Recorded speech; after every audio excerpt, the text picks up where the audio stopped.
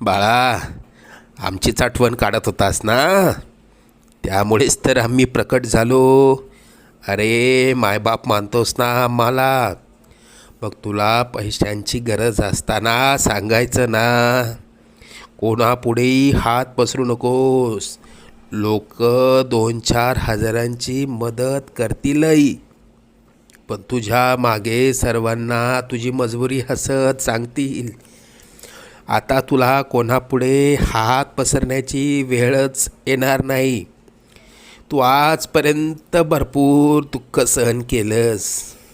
लवकरच तुझ्या रडक्या भाग्यात सुखाचे दिवस येतील.